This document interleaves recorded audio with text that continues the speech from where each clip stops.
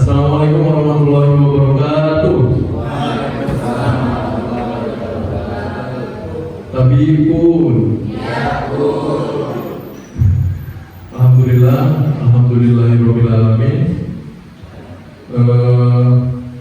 Yang kami hormati Ustaz Rizal Ahmad selaku Kepala SMA ITB Spring Sewu, Ustaz dan Ustazah, Dewan Guru, tenaga pendidik dan kependidikan SMA ITB Spring Sewu, yang insya Allah dalam keadaan sehat walafiat. Amin.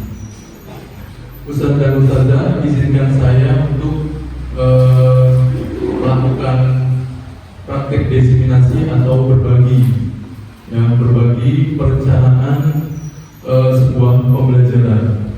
Ya, sebagai pengantar di sini saya dalam kegiatan PKGP Yoga akan melakukan diseminasi mengenai pembelajaran berbasis proyek pada mata pelajaran seperti itu.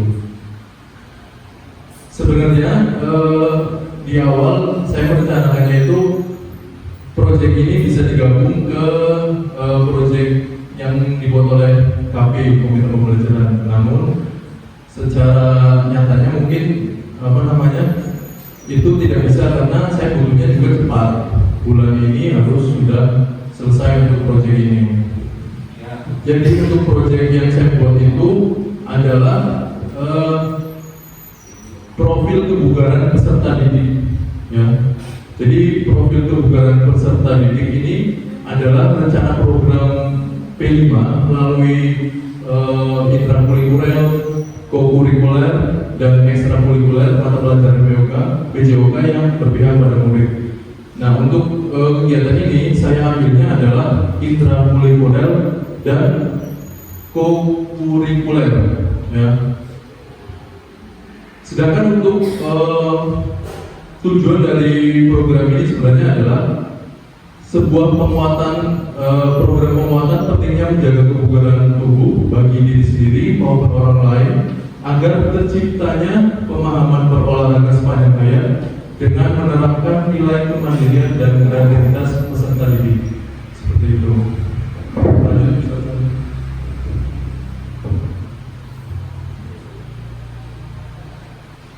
Adapun latar belakang dari kegiatan ini, yaitu yang pertama, tujuan pendidikan menurut Ki Hajar Dewantoro adalah menuntut segala kodrat peserta didik untuk mencapai kebahagiaan setinggi-tingginya agar mereka dapat mencapai keselamatan dan kebahagiaan baik sebagai manusia ataupun sebagai anggota masyarakat. Kemudian selanjutnya pendekatan berbasis aset yang saya katakan di aktivitas kegiatan PKGP Yoga. Jadi pendekatan berbasis aset atau aset based thinking melalui identifikasi aset utama yang ada di sekolah ini. Selanjutnya, seringnya peserta didik itu mengalami keluhan yang saya rasakan itu kalau mengajar banyak anak yang ngeluh flu, demam, kemudian batuk ataupun gangguan kesehatan lainnya. Kemudian masih rendahnya tingkat kebugaran peserta didik di sekolah. Adapun tujuan dari program ini yaitu secara garis besar itu yang tadi saya sampaikan. Kemudian untuk poin-poinnya yaitu peningkatan kesadaran diri tentang aktivitas jasmani sebagai budaya hidup sehat sepanjang hayat. Kemudian mengembangkan pengetahuan dan keterampilan ataupun konsep dalam upaya peningkatan pemeliharaan kebugaran jasmani. Jadi anak-anak itu tahu konsepnya, kalau misalnya mau bugar apa sih yang harus dilakukan, apa sih yang harus dihindari seperti itu. Kemudian menanamkan karakter murid yang bertanggung jawab, mandiri dan juga ceria. Selanjutnya menumbuhkan kepemimpinan murid melalui suara, pilihan dan kepemilikan ataupun student agency melalui kebiasaan positif dengan olahraga.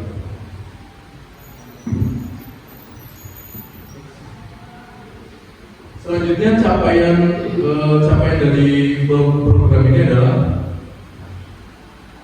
peserta didik didik mampu menunjukkan kepemimpinan dengan sikap bertanggung jawab, mandiri, kreatif, dan ceria dengan menerapkan perilaku hidup aktif sepanjang hayat sesuai dengan pengetahuan, keterampilan, dan pemeliharaan kebugaran jasmani.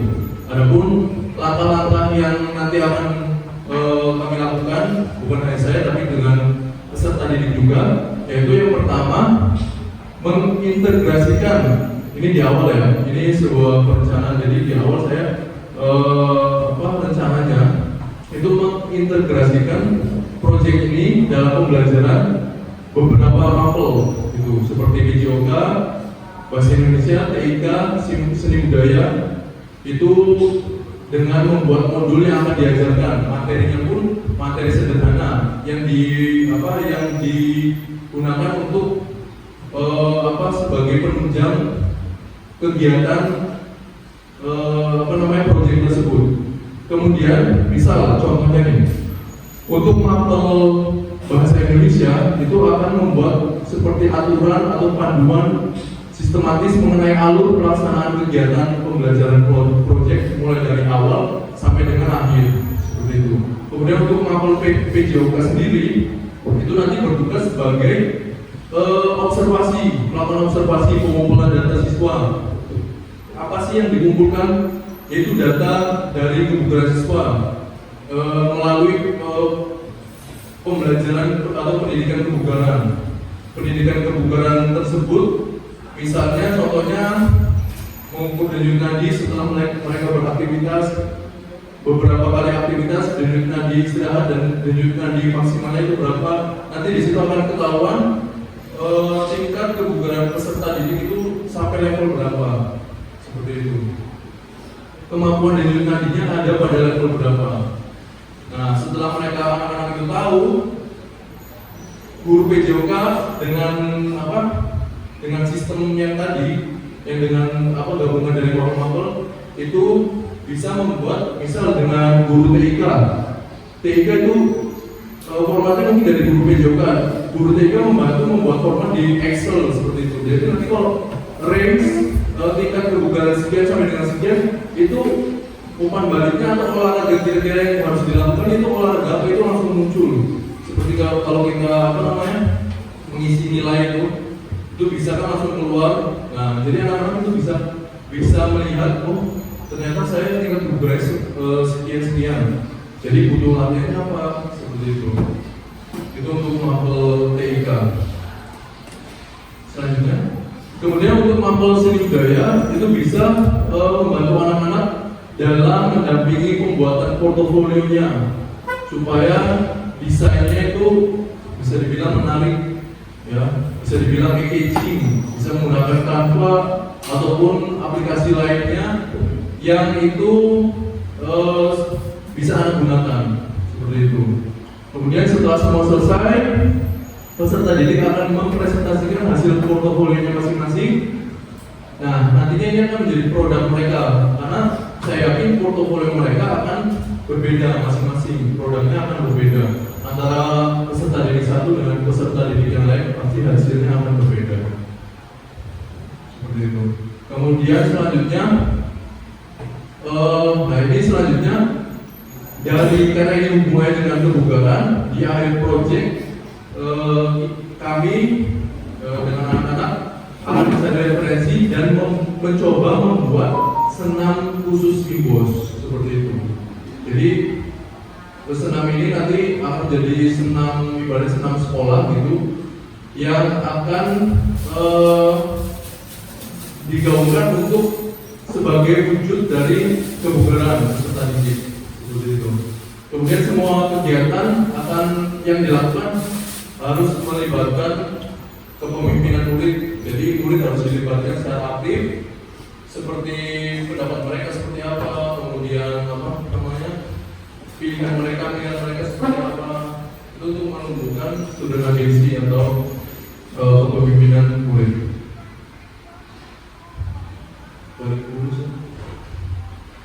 Nah, untuk hasil yang diharapkan, nanti peserta didik memiliki portofolio pribadi yang mereka buat selama pembelajaran. Kemudian selanjutnya portofolio profil kebugaran akan menjadi acuan peserta didik untuk meningkatkan kebugaran secara mandiri. Nanti diharapkan dari data mereka yang real itu mereka akan tumbuh secara pribadi, bahwasanya kesehatan itu harus disadari secara individu seperti itu. Selanjutnya peserta didik akan membuat video tutorial senam tadi. Kemudian selanjutnya peserta didik akan memahami konsep keterampilan kebugaran dan memahami pentingnya gaya hidup aktif sepanjang hari itu tadi. Karena dilemanya kalau di olahraga itu, PJOK itu bukan tempat wadah untuk mencari prestasi, bukan wadah untuk membuat anak menjadi bukan. Tapi di PJOK itu paradigma yang dirubah itu adalah bagaimana caranya dan agar memotivasi peserta didik untuk mau secara sadar bahwa itu adalah kebutuhan mereka, menjadi sehat, menjadi bugar itu adalah kebutuhan mereka. Ataupun kalau mereka berprestasi itu bukan karena di PJOK-nya, tapi karena mereka sadar akan prestasi itu mereka mencari tambahan di luar melalui ekstrakurikuler dan lain sebagainya untuk mereka lebih giat lagi latihan supaya mencapai level prestasi mereka masing-masing seperti itu. Jadi PJOK hanya sebatas menunjukkan motivasi supaya mereka mau melakukan hal lebih untuk dirinya sendiri, terutama hal positif seperti itu. Kemudian untuk struktur program dan mitra, jadi untuk penguatan kebijakan dan regulasi itu ada dari kebijakan kepala sekolah, pengawas, tim KP, guru, dan komunitas belajar. Ini kaitannya dengan komunitas belajar karena di tugas saya ini itu adalah materinya adalah komunitas belajar, Pombel itu sendiri. Nah, Pombel yang membuat pembelajaran berbasis proyek yang disesuaikan dengan pembelajaran PJOK. Kemudian untuk sosialisasi dan publikasi itu bisa nanti anak-anak bisa, saya rasa bisa membuat flyer. Ya, ini kaitannya kan dengan apa lain gitu. Membuat flyer, membuat banner, kemudian bisa nanti hasilnya saya publis di YouTube, kemudian bisa di mading sekolah, foto-foto kegiatannya ataupun PMM di PMM. Nah ini kaitannya bisa ke PMM lagi sebagai bukti karya, itu bukti karya guru. Saya di PMM udah beberapa kali upload karena sangat kegiatan CGP, PKG ini sangat mention dengan PMM. Kemudian kayak topik mandiri itu karena di guru penggerak kemudian di PKG itu sangat sesuai. Itu aksi nyata yang sudah dilakukan di guru penggerak dan PKG itu bisa menjadi aksi nyata di PMM itu sendiri. Jadi ada, kalau dari saya udah 7 aksi nyata dan 5 yang sudah dapat sertifikat. Itu bisa kita ambil aja karena sesuai materi yang ada di PMM itu sama dengan yang sebagian besarnya itu sama dengan yang dikerjakan oleh guru penggerak. Nanti soal juga pasti bakal kalau melihat bisa membandingkan itu sama seperti itu. Jadi bisa jadi aksi nyata di PMM. Kemudian langkah-langkah dan jenis itu untuk jenis program kokurikuler itu sampelnya itu PJOK, Bahasa Indonesia, TIK, dan Seni Budaya. Kemudian untuk program ditujukan itu untuk kelas 11. Jadi karena saya mengajar di kelas 11 dan 12, saya tujukan untuk kelas 11. Sedangkan untuk pelaksanaan program ini itu di bulan September seperti itu, dengan waktu perkiraan saya kalau melihat langkah-langkah yang tadi dikerjakan itu sekitar 4 minggu seperti itu. Selanjutnya kapasitas yang dimiliki sekolah. Ini sebenarnya pemetaan aset ini harus dilakukan secara bersama. Ya. Ini bisa dilakukan oleh Pombel untuk memetakan aset. Mungkin nanti pada saat Pombel menyampaikan yang materi sekalian bisa kita bersama-sama memetakan aset sekolah, aset yang dimiliki sekolah. Tapi ini saya ambil berdasarkan kebutuhan yang saya butuhkan untuk pelaksanaan proyek ini. Untuk modal manusia, jadi di sini kan ada untuk aset itu ada 7, ya ada 7 pemetaan aset yang kami pelajari. Jadi untuk pertama adalah modal manusia. Untuk modal manusia sendiri itu yang pertama murid, ya peserta didik yang senang dan antusias dalam olahraga. Kemudian kepala sekolah, guru pendukung kebijakan, dan fasilitator pembelajaran. Kemudian orang tua, itu adalah modal dari manusia. Orang tuanya seperti apa, kepala sekolah dan gurunya seperti apa. Kemudian untuk yang kedua adalah modal sosial. Itu biasanya adalah hubungan antar berbagai instansi, misal hubungan antara PBB, kemudian puskesmas. Karena kemarin sebelumnya juga pernah ada puskes yang datang ke sini, itu juga sama ngelakuin hal yang ini, pengukuran kebugaran jasmani ini. Mereka mengukur denyut nadi dan lain sebagainya, tinggi badan, berat badan, seperti itu. Kemudian Sabdi, puskesmas, Koramil, dan Polsek. Kalau misalnya kita sudah memiliki data itu, saya rasa itu bisa jadi data yang lebih valid seperti itu untuk kalau misalnya puskesmasnya ataupun instansi lain ingin melakukan cek seperti itu. Kemudian untuk yang ketiga itu modal fisik, itu di BOS yang berkaitan dengan olahraga itu ada yang berkaitan dengan pembelajaran proyek ini ada lapangan sepak bola, kemudian lapangan bola basket, sarana olahraga, laptop siswa, jaringan internet, video kelas, dan lab komputer. Kemudian yang keempat modal politik, itu kebijakan kepala sekolah, dukungan dari dinas dan anggota dewan.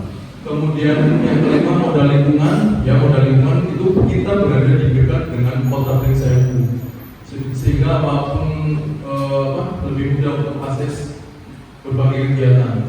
Kemudian banyak lahan luas di sekitar sini yang bisa kita manfaatkan untuk olahraga. Kemudian jalan desa yang aman, nyaman, dan udara yang segar. Itu adalah modal dari lingkungan kita. Kemudian modal agama dan budaya. Jadi sekolah kita sekolah berbasis pondok pesantren. Olahraga menjadi jalan masuk surga karena sehat untuk ibadah. Kemudian nomor 7 modal finansial, itu bermula dari yayasan, kemudian orang tua, sumbangan tempat pengembangan prestasi, dan pengadaan sarana prasarana setiap tahunnya, seperti itu.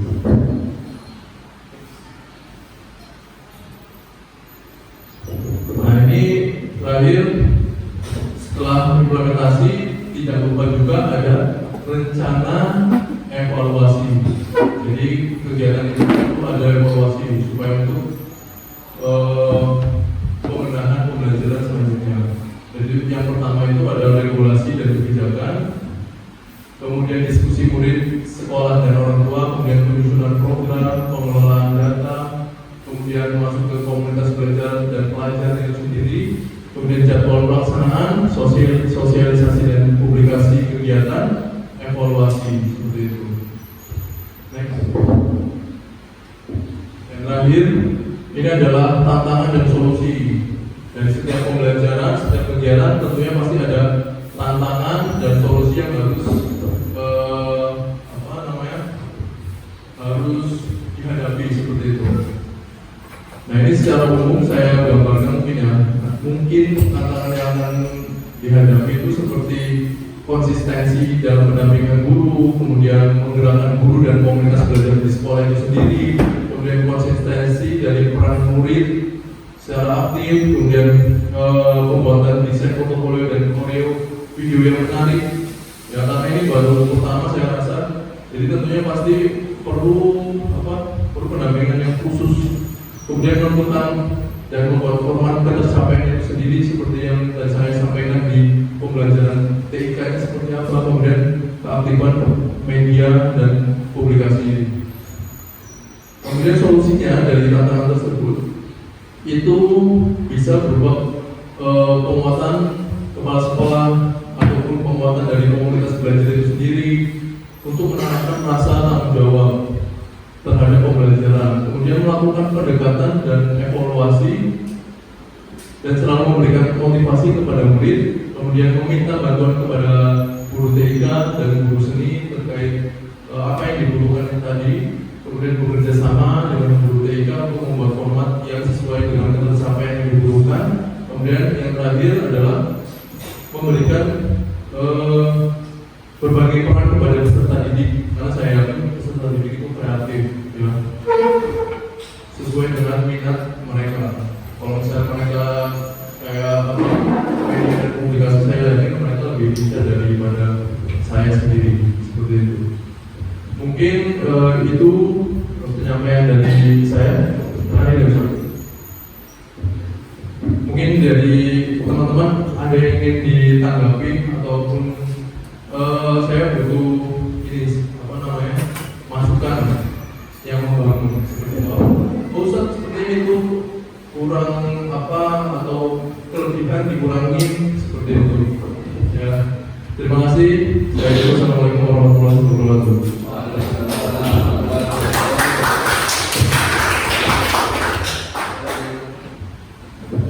Ada tanggapan dari Ustaz-Ustazah?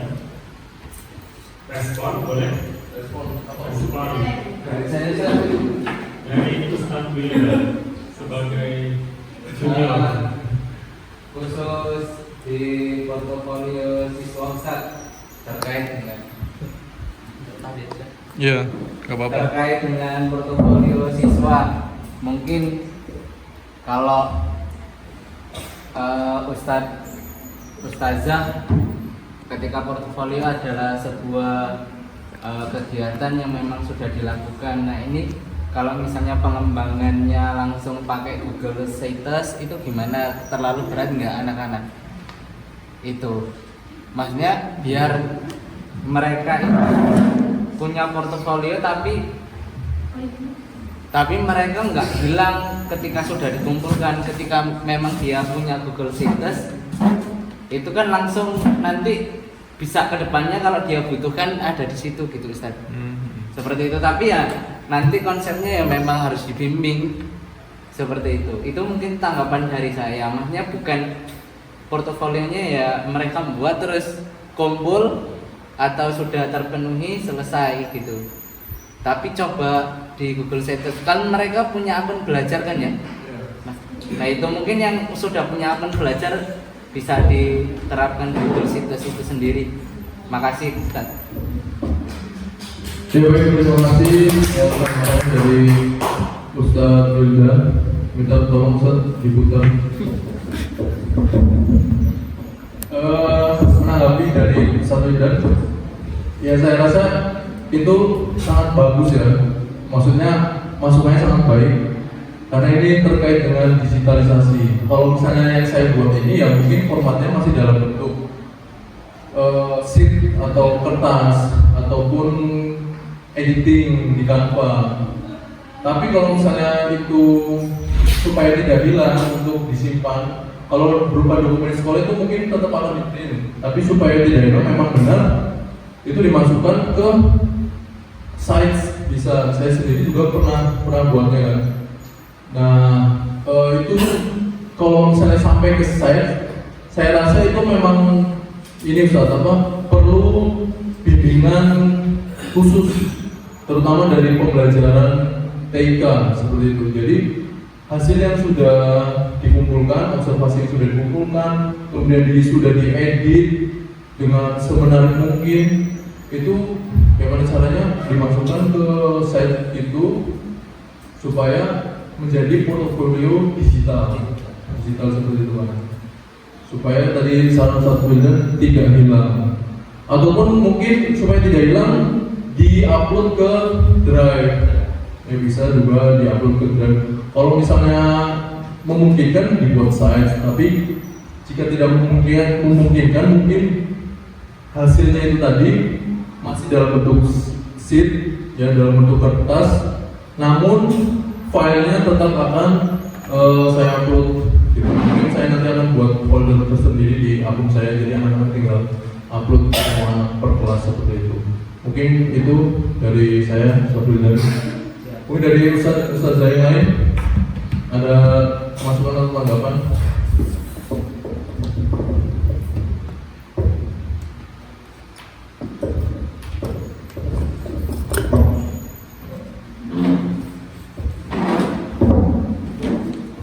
Cukup? Cukup ya. Mungkin Ayo.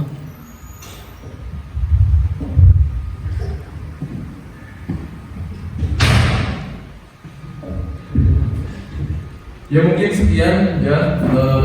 Terima kasih banyak. Ada spot aja Ya, Ustaz. saya respon ya Ustaz Saza. Yang disampaikan oleh Ustaz Rizky dan disusun, Insya Allah luar biasa ya. Kita perlu contoh beliau yang dalam hal ini aktif mengikuti kegiatan-kegiatan yang diselenggarakan oleh dinas. Yang pertama dahulu tahun kemarin ya sudah. Tahun kemarin itu ikut CGP, kemudian tahun ini sudah menjadi GP guru penggerak, dan tidak lama dari itu mengikuti PKG PJOK ya, PKG PJOK, dan ini bagian dari diseminasinya. Dan itu perlu kita contoh Ustazah. Jadi kita bersama-sama, saya juga belum GP ya, nanti mudah-mudahan bisa ikut CGP di kesempatan terakhir seperti itu yang dibiayai oleh pemerintah gitu. Kabarnya seperti itu. Ya, alhamdulillah udah ada contohnya sehingga kita bisa berlomba-lomba dalam kebaikan ya, Ustazah. Kemudian di akhir terkait dengan konten, kita apresiasi yang setinggi-tingginya, utamanya ada pada tujuan dari ini ya, bahasanya itu integratif lah ya, sesuai sinkron dengan kekhasan kita di sekolah Islam terpadu, bahwa setiap tujuan pembelajaran harus ada nilai apanya, Ustazah? Nilai ukhrawinya, nilai duniawinya dan nilai ukhrawinya. Dan beliau juga sudah menempelkan atau menginternalisasikan nilai ukhrawi itu pada pembelajaran PJOK gitu ya. Seperti itu, Ustaz. Ada nilai ukhrawi apa di PJOK tadi, Ustaz? Itu Ustaz apa? Kalau yang saya masukkan di sini itu bahwa olahraga itu menjadi jalan untuk masuk ke surga, karena kita sehat digunakan untuk beribadah kepada Allah Subhanahu wa taala. Jadi tujuan berolahraga agar sehat. Sehatnya buat apa? Agar lebih kuat beribadah. Karena muslim yang kuat lebih dicintai oleh Allah daripada yang lemah. Jadi kita jangan jadi orang-orang yang lemah. Banyak ya, Sob ya. Lemah syahwat, lemah finansial, lemah keinginannya lemah gitu, dan seterusnya itu. Nah, kita menjadi mukmin yang kuat, terutama mukmin dari sisi fisiknya gitu ya, Ustazah. Itu respon dari saya, apresiasi yang setinggi-tingginya, dan kita beri aplaus buat Ustaz Rizky dengan tepuk wow, bisa? Tepuk wow, tepuk wow ya, siap, 1, 2, 3. Wow. Gimana sih?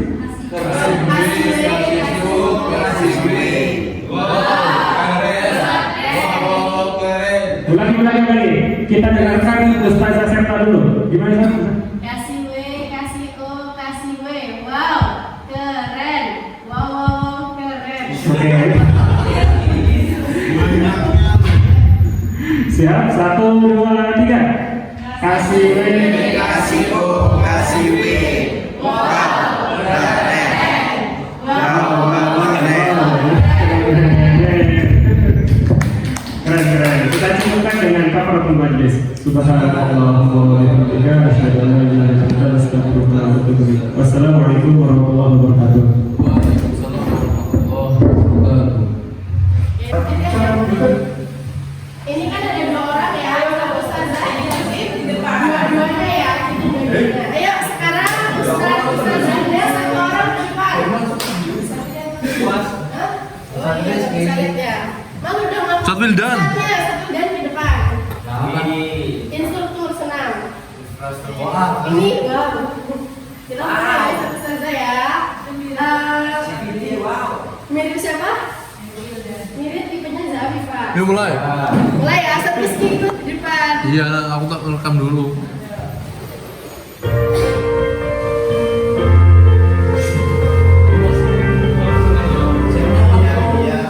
Ekspresinya kayak gitu juga ya. Intonasi itu ya Ustadz saja. Kaki kanan ke depan, kaki kiri ke depan, bisa jalan, setan yang tiada-tiada, teguk lutut dua-duanya, bisa duduk, Ekspresinya ke sini ya. angkat tangan ke depan, beberapa kali lambaikan, orang datang. Setan yang tiada-tiada, orang yang datang, wajahnya berada dekat, menudahkan. Setan yang tiada-tiada, biar main petaan dan tidak bersembunyi, itu lengkap. Setan yang tiada-tiada, la la la la, menenangkan. Setan yang tiada-tiada, curi biarlah sakit, cokok biarlah rendah, kentut biarlah tuik ke pantai, yang biarlah, biarlah, setan yang tiada-tiada.